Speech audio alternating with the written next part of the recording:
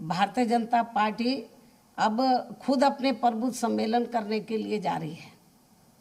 तो ये तो जो पार्टी बीएसपी की नकल कर रही हो, अन्य पार्टी भी कर रही हो, और उनको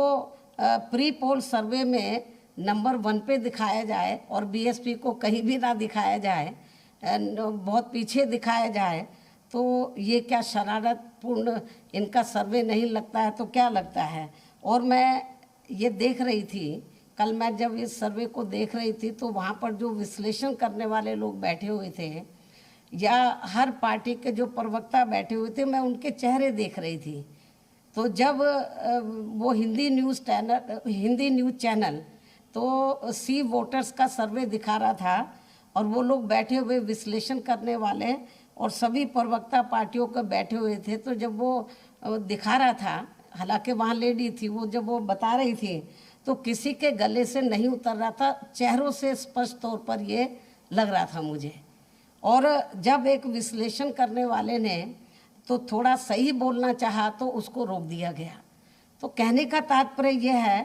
कि ये जो भी कुछ इतना जल्दी ये जो प्री पोल सर्वे दिखा रहे हैं, इसका मतलब ये है कि इनकी हालत बहुत ज़्यादा ख़राब है। तो अब ये लोग सर्वे वालों को भी मैनेज करके अपनी हवा बनाने के लिए तो इस किस्म का षड्यंत्र वो रच रहे हैं, और इनका मकसद अपनी हवा बनाना कम है, बीएसपी की जो